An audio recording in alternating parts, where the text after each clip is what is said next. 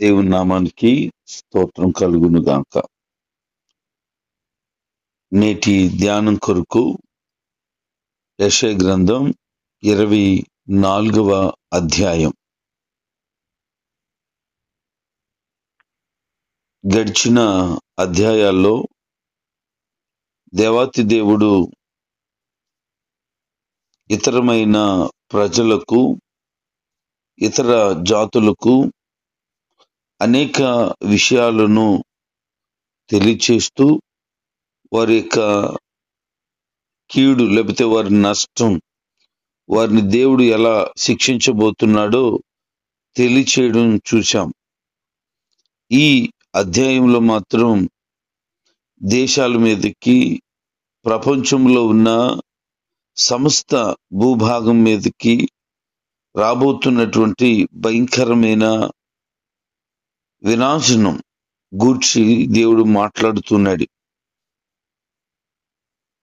ఈ అధ్యాయం యుగాంతం అనగా యెహోవా దినము అని మనం మాట్లాడుతూ ఉంటాం. అయ్యో, యెహోవా దినం వచ్చినే, దాన్ని ఎలాగ తప్పించుకుంటాం అనే మాట మనం గమనిస్తూ ఉంటాం.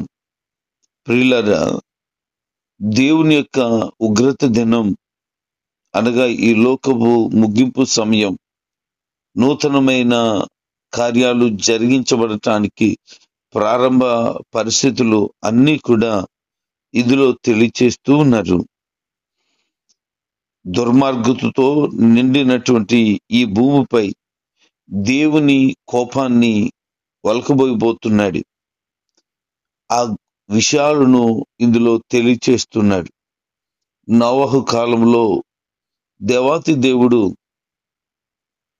వారి యొక్క విధి విధానాలను చూసినప్పుడు, ప్రజల హృదయాలను చూసినప్పుడు, వారి గుణాలను గమనించినప్పుడు వీళ్ళు ఉండకూడదు అని అనుకున్నాడు. ఎందుకంటే వారి యొక్క ప్రవర్తన విధానం దేవునికి నచ్చలేదు, ఇష్టానుసారంగా బ్రతికారు. అప్పుడే దేవుని యొక్క మహా ఉగ్రత యావత్తు ప్రపంచం మీదకి వచ్చేసింది. చాలా ఘోరంగా 40 రాత్రి పవళ్ళు విస్తారమైనటువంటి వర్షం భూమి మీద కురిసింది. అది 150 రోజులు తగ్గుముఖం లేనంత భయంకరమైన పరిస్థితి అయిపోయింది. అలాగున 1 సంవత్సర కాలం పట్టింది ఆ నీరు తగ్గడానికి. అలాగే భూమి మీద ఉన్నటువంటి సమస్త ప్రాణి జీవకోటి, సమస్త మనుషులు లయమైపోయారు. ఒక కుటుంబం నోవహు ఓడలో ఉన్న ఆ పశువులు, జంతువులు తప్ప. అంత భయంకరమైనటువంటి ఉగ్రత దినం. దానికి ముందే 100 సంవత్సరాలు ప్రకటించబడింది. నోవహు చెప్పి చెప్పి చెప్పి ఈ విసుకుపోయాడు కానీ వాళ్ళకు మాత్రం మారు మనసు రాలేదు. ఆ ఉగ్రత దినం జనాలకు వెట్టకారంగా ఉంది. జరుగుతుందేంటి, అలాగే చెప్తారు. ఇప్పుడు వరకు వర్షం లేదు, వర్షం వర్షం అనే మాట మాట్లాడుతున్నాడు. 1 రోజా 2 రోజుల, 1 నెల 2 నెలల, 1 సంవత్సరమా 2 సంవత్సరాల, 100 సంవత్సరాలు ప్రకటిస్తే ఏమి నమ్ముతాం? ఇన్ని రోజులు జరగలేదు, ఇప్పుడు ఏదైనా జరుగుతుందా అని అనుకున్నారు. అకస్మాత్తుగా వారి జీవితంలో ఊహించని భయంకరమైన జలప్రళయం వల్ల లేకుండా పోయారు. ఉగ్రత దినము అనగా దేవుని యొక్క తీర్పు ఈ భూమి మీద చూపించబోతున్నాడు. ఈ భూమికి తీర్పు తీర్చబోతున్నాడు. ఎందుకు అనంటే ఈ ప్రపంచమంతా కూడా ఘోరమైన దుస్థితికి వెళ్ళిపోయింది. ఇంకా ఇప్పటికే చాలా దారుణాలు మనం వింటున్నాం. పురుషులు పెళ్లి చేసుకున్నారట, స్త్రీలు పెళ్లి చేసుకున్నారట, వరుస వాయ తెలియకుండా బ్రతుకుతున్నారట, చిన్నపిల్లలను దుర్మార్గంగా పాడు చేస్తున్నారట. ఎక్కడ చూసినా అక్రమ సంబంధాలు, ఎక్కడ చూసినా మోసాలు, ఎక్కడ చూసినా దోపిడీలు, ఎక్కడ చూసినా అన్యాయమే. ఇంత ఘోరమైన దుస్థితిలోకి యావత్తు ప్రపంచమంతా వెళ్ళిపోతుంది.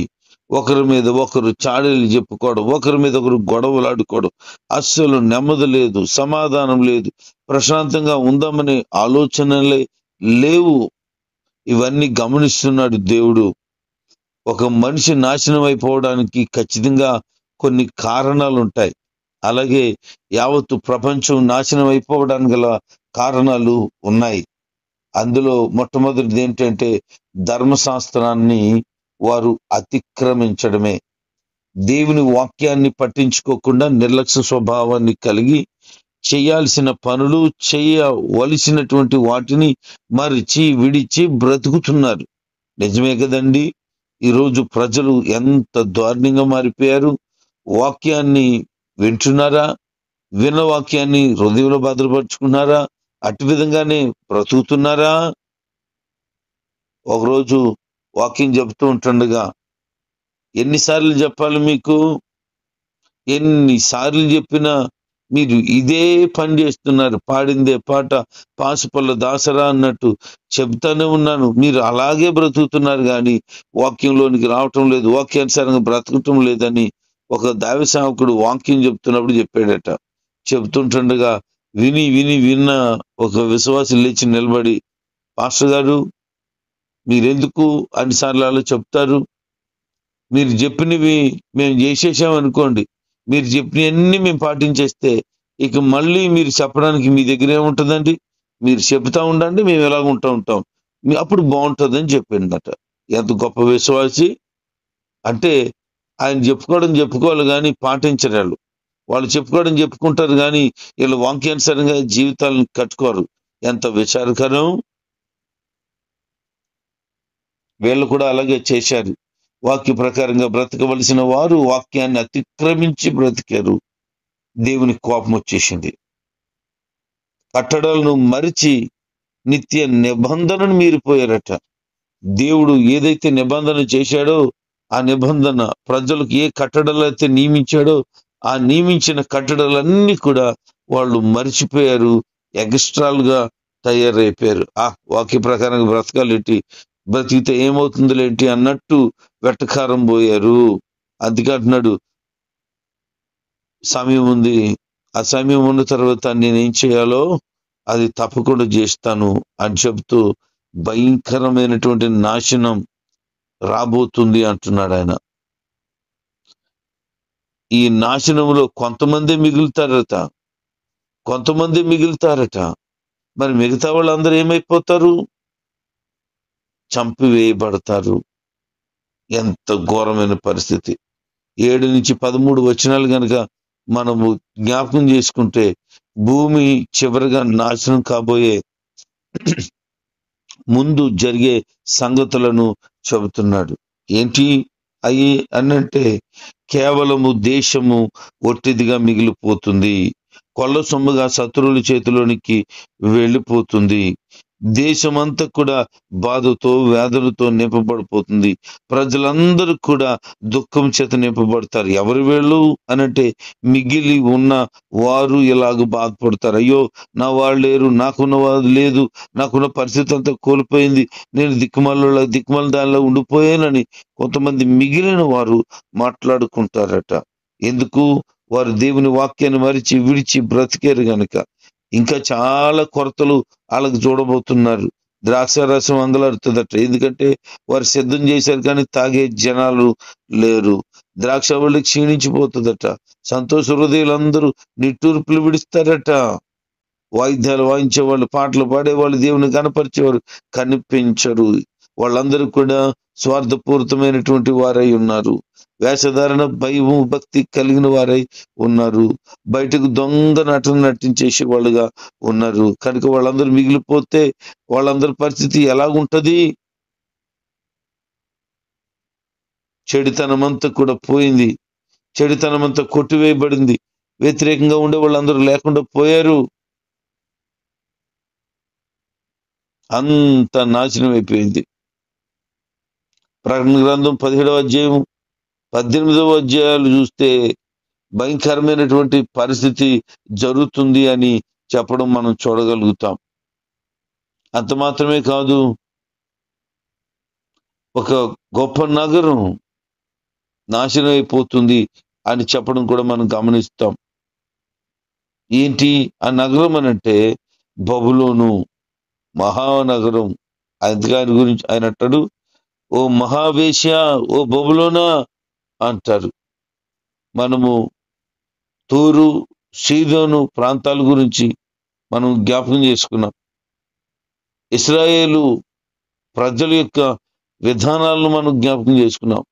దేవుడు వారికి కలుగు చేయబోయేటువంటి ఆ శిక్ష, ఆ పరిస్థితి అంతా కూడా మనం జ్ఞాపకం చేసుకున్నాం. ఇక్కడ యావత్తు ప్రపంచానికే కలగబోతున్నటువంటి ఘోరమైన దుస్థితి గురించి చెప్తూ, మహాబబులోను నువ్వు వేశ్య అయిపోయావు,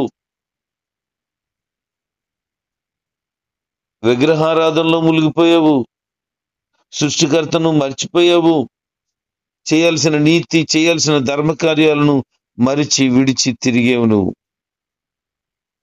అందుకనే నీకే ఈ మాటలు చెబుతున్నానని, ఆ బబులోను ఎలాగున నాశనం కాబోతుందో చెబుతున్నాడు. మిగిలిన వారు దేవుని వైపు తిరుగుతారట, ఏకైక దేవుణ్ణి వారు గుర్తించుకుంటారట. పాటలు కూడా మరలా పాడడం మొదలు పెడతారు. ఇంతకు ముందు ఏం చేశారు? దేవుని మర్చిపోయారు, దేవుని విడిచిపోయారు, ధర్మశాస్త్రాన్ని అతిక్రమించారు, కట్టడలను మార్చేశారు, నిత్య నిబంధనను మీరిపోయారు. ఇప్పుడు మిగిలిన కొంతమందికి బుద్ధి వచ్చింది. కొంతమంది ఎలాగుంటారంటే, అంతా కాలిపోయిన తర్వాత బుద్ధి వస్తుంటుంది అన్నట్టు. ఇక చెప్పుకోవడానికి ఏమీ లేదు, ఇంక అయిపోయింది అంతా అని అంటే అప్పుడు బుద్ధి వస్తుంది. ఇంకెందుకు అప్పుడు వచ్చి సుఖం ఏంటి? ఒకసారి సువార్త ప్రకటిస్తే ఒక పెద్ద ఆయన, వృద్ధాప్యములు ఉన్న తండ్రి గారు, అయ్యా యేసుప్రభుని నమ్ముకోండి, ఆయన గొప్ప దేవుడు అని అంటే ఆయన అంటాడు, ఇంకా టైం ఉంది బాబు అన్నాడు. నేను అన్నాను, సమయం లేదండి, ఆలస్యం చేయకూడదు, ప్రభు దగ్గరికి వెళ్ళండి, ప్రభు సన్నిధిలో గడపండి ఈ శాశ్వత జీవితాన్ని అంటే ఆయన అంటాడు, కాలు చేయలాగితే అప్పుడు చూద్దాం, అప్పుడు వారు కంగారు లేదన్నాడు. నాకు బాధ కలిగింది. వృద్ధాప్యంలో ఉన్నాడు, ఆయన ప్రభు దగ్గరికి రావటానికి ఇంకా ఆలస్యం చేస్తుంటే, ఇంకా పైగా కాలు చేయ బానుంది కదా, కాలు చేయలాగితే మంచాన్ని పడితే అప్పుడు చూద్దాం దేవుడి గురించి అన్నాడు అని విచారించాను. సత్యాన్ని చెప్పినప్పుడు, దేవుని వాక్య ప్రకారంగా బ్రతకమన్నప్పుడు, లేకపోతే ఈ శాశ్వత జీవితం దేవుని కొరకు గడుపు అని చెప్పినప్పుడు ఆయనకి ఆ మంచి మాట నచ్చలేదు. జనాలు ఇలాగే ఉన్నారు ఈ రోజున. మంచి చెప్తే నచ్చట్లేదు, బుద్ధి చెప్తే అస్సలు పట్టించుకోవట్లేదు. ఎవరికి వారు ఇష్టానుసారంగా నాకు తెలుసులే అని అనుకుంటున్నారు. నీకు తెలిసింది గోరంత అయితే తెలుసుకోవాల్సింది కొండంత అని మాత్రం గుర్తుపెట్టుకో.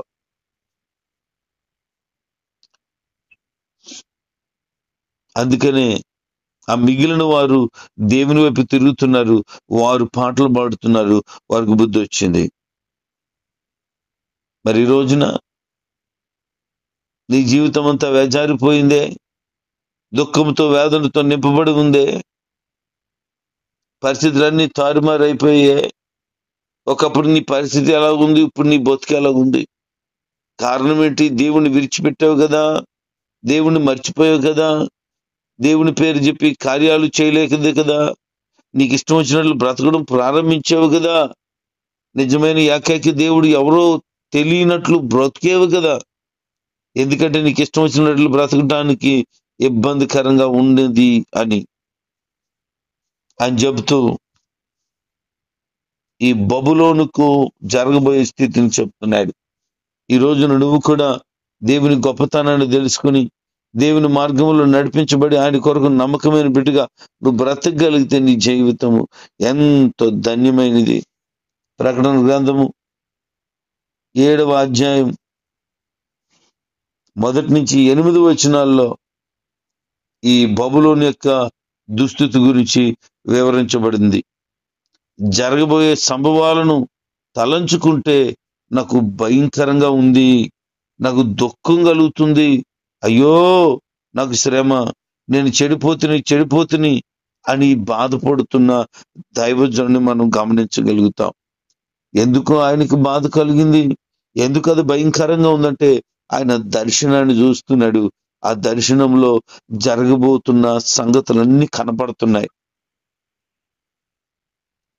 కొన్నిసార్లు మన కల వస్తే లేచి కూర్చుంటాం, నిద్రలో తుళ్ళి పడిపోతాం, బాబోయ్ ఏంటి ఇలాంటిది జరిగిపోయిందని.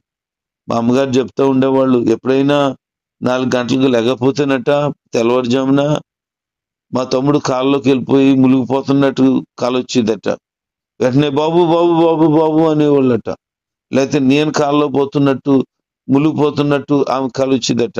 వెంటనే బాబు బాబు బాబు అనేదట. అది నిజంగానే మెలకువలోనికి తీసుకొచ్చేసింది.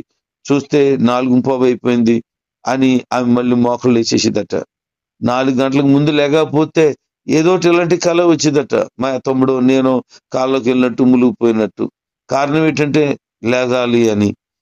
ఆ విషయాన్ని ఆమె గమనించినప్పుడు సమయం అయినట్టుకుంది, నేను లేగాలి, ప్రార్థన చేయాలని ప్రార్థన చేయడం మొదలు పెట్టేవారు. కొంతమంది కొన్ని కళ్ళు వస్తాయి, కొన్ని దర్శనాలు వస్తుంటాయి, ఏంటో అది అర్థం కాదు. చెప్పమని నడినడితే నాకు బొరపిచ్చిపోద్ది. కొన్నిసార్లు దైవికమైన కార్యాలు ఏదైనా తెలియచేయాలని ప్రభు అనుకుంటే తప్పకుండా తెలియచేస్తారు. ఒకవేళ అర్థం పర్థం లేనిదైతే దాని గురించి కంగారు పడిపోవాల్సిన పని ఏమీ లేదు. కానీ యెషయాకు వస్తున్నటువంటి దర్శనం సామాన్యమైనది కాదు. భయంకరమైన ఉగ్రత కనబడుతుంది. కళ్ళ ముందు గుండె దడెక్కిపోతున్న పరిస్థితులు కనబడుతున్నాయి. యావత్తు ప్రపంచమంతా నాశనం అయిపోబోతుంది. అందులో కొద్ది మాత్రమే మిగిలి ఉంటున్నారు. మరి మిగతా ప్రపంచమంతా ఏమైపోయింది? బీడి భూమిలాగా మారిపోయింది. ఏమీ లేదు, సమస్తం శూన్యమైనట్లే కనపడుతుంది. ఒకరోజు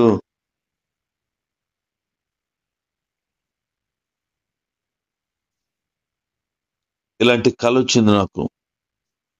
ఆ కళలో ఊరి చివర రోడ్డు మీద ప్రార్థన పెట్టాం. ఆ ప్రార్థనలో బహు కొద్ది మంది మాత్రం కూర్చున్నారు. ఒక 5-6 కూర్చున్నారు. నేను, నా భార్య, నాతో పాటు ఒక అబ్బాయి కూర్చుని పాటలు పాడుతున్నాం. పాటలు పాడుతుండగా చూస్తున్నంత సమయంలోనే ఆ చంద్రుడు పూర్తిగా ఎర్రగా మారిపోతున్నాడు. సూర్యుడు పూర్తిగా నలుపుగా మారిపోయాడు.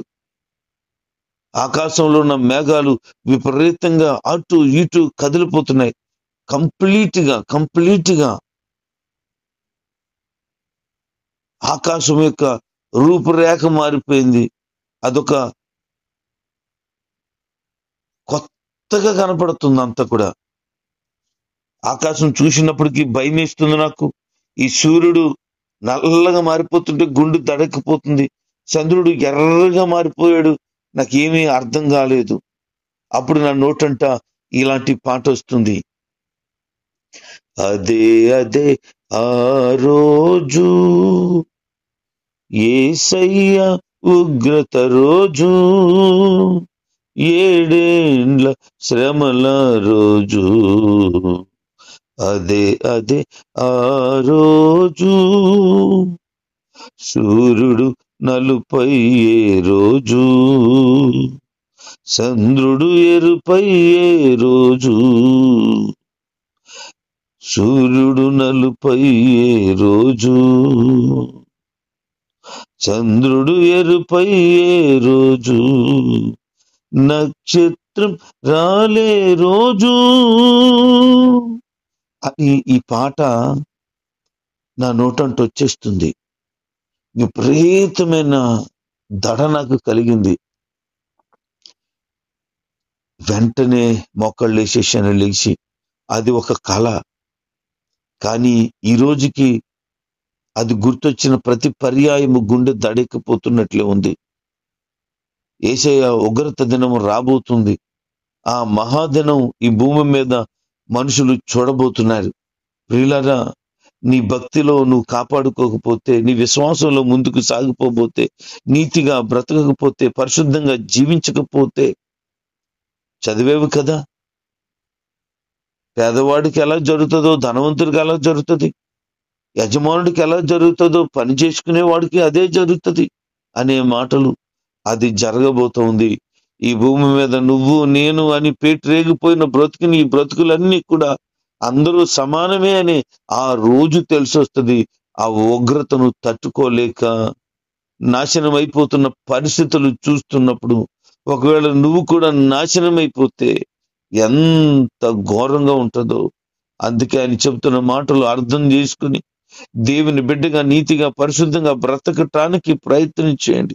ఏమి తిందుమా, ఏమి తాగుదుమా, ఏమి ధరించుకుందామని మీ శరీరముల గురించి బాధపడొద్దు అని చెప్పిన ప్రభు మాటను గుర్తు పెట్టుకుని భూ సంబంధమైన వాటి కొరకు ఆరాట పడడం మానేయండి.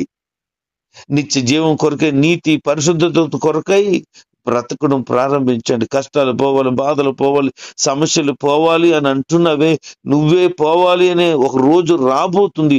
ఆ రోజును కాక వచ్చినప్పుడు, అది నువ్వు చూసినప్పుడు నీ జీవితము పరిశుద్ధంగా లేకపోతే నీకంటే దౌర్భాగ్యుడు, నీకంటే దౌర్భాగ్యురాలు మరొక్కరెవ్వరూ లేరు. ఎంత సంపాదించినా, ఎంత వెలగబెట్టుకున్నా, ఎంత దాచేసుకున్నా, ఎంత పోగేసుకున్నా ఆ రోజున తప్పించుకోవడం నీ వల్ల కాదు. అందుకనే నేనేదో భయపెట్టడం లేదు. వాక్యంలో యెషయా ద్వారా దేవుడు ముందే చెబుతున్నాడు ప్రవచనాన్ని. ప్రకటన గ్రంథంలో తెలియచేసినటువంటి ఆ మహాదినం నువ్వు ఎలా తప్పించుకుంటావో, ఆ దినాన్ని ఎలా తప్పించుకుంటావో అని చెప్తున్నాడు. ముందే హెచ్చరిక చేశాడు. ప్రభు రాకడకు ముందే, యేసు ప్రభు భూమి మీదకి రావడానికి ముందే, ప్రవక్తలు వాళ్ళు ప్రవచనాలు చెప్పడానికి ముందే యెషయా ప్రవక్త ద్వారా దేవుడు ఆ మహాదినం గురించి బయలుపరిచాడు. కనుక నీ జీవితాన్ని నువ్వు జాగ్రత్తగా కాపాడుకొని పరిశుద్ధంగా గనక జీవించకపోతే ప్రియ దేవుని బిడ్డ, నీ పని అయిపోతుంది. అందుకని పరిశుద్ధంగా జీవించండి. లోకం వైపు చూడకండి. శరీర ఇచ్చలు, కోరికలు నెరవేర్చుకోవడానికి ఇది సమయము కాదు. ఇష్టానుసారంగా బ్రతకడానికి, ఇష్టానుసారంగా తాగడానికి ఇది సమయము కాదు. యేసు ప్రభు త్వరగా రాబోతున్నాడు. యేసు ప్రభు త్వరగా మధ్యాకాశానికి రాబోతున్నాడు. ప్రతి వారు ఆయన చూడబోతున్నారు. ఆయన దగ్గరికి వెళ్ళవలసిన వారుగా ఉన్నారు.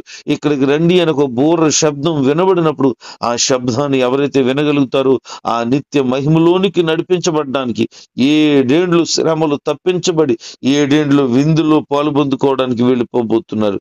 పొర్రపాటున స్వరం వినబడలేదా? పొర్రపాటున వెళ్లకుండా ఉండిపోయేవా? 7 సంవత్సరాలు బహా భయంకరమైన శ్రమలలో నీ జీవితము ఏమైపోతుందో నువ్వు కూడా ఊహించలేవు. అంత ఘోరమైన దుస్థితికి వెళ్ళిపోవాల్సి వస్తుంది. అందుకే ఆ మహాదినమును తప్పించుకోండి అని ప్రభు చెప్తున్నాడు. ప్రియులారా, ఈ మాటలు అర్థం చేసుకొని మీ కొరకు బ్రతక, స్వార్థం కొరకు బ్రతక, కష్టాలు పోవాలి, బాధలు పోవాలి, సమస్యలు పోవాలి అని ఎప్పుడు ఆలోచన చేయక, ప్రభువా నీ రాకడకు నన్ను సంసిద్ధపరచు, ఇంకా నాలో లోపం ఉంది, ఇంకా నాలో పాపం ఉంది, ఇంకా నీకు నచ్చని క్రియలు నాలో ఉన్నాయి, నేను సరి చేసుకుంటున్నా, ఒప్పుకుంటున్నానని నిన్ను నీవు సరి చేసుకోకపోతే దేవుని బిడ్డ ఆ రోజున తప్పించుకునే అవకాశము లేనే లేదు. ఆ రోజు శ్రమ నుండి తప్పించే నాదుడు లేడు. అదే ఆ రోజు. తప్పించేవారు ఎవరు లేరు. తప్పిస్తానని చెప్పిన దేవుడే సైలెంట్ అయిపోతాడు. తప్పించవలసిన దేవుడే నిన్ను వదిలేస్తాడు. ఆ రోజు రాకముందే నిన్ను నీవు సిద్ధం చేసుకో. నిత్య జీవానికి వారసురాలుగా ఉండు. ధర్మశాస్త్రాన్ని మేరొద్దు అనగా దేవుని వాక్యాన్ని మేరొద్దు. దేవుడు నీకు అనుగ్రహించిన కట్టడలను, నీతో చేసిన నిబంధనను ఎన్నడూ విడిచిపెట్టొద్దు. వాక్య ప్రకారంగా బ్రతుకు నీ జీవితాన్ని కట్టుకో. ప్రభు రాకడలో ఉండటానికై నీవు సిద్ధపడు. దేవుడి కొద్ది మాటలు దీవించును గాక. ఆమేన్.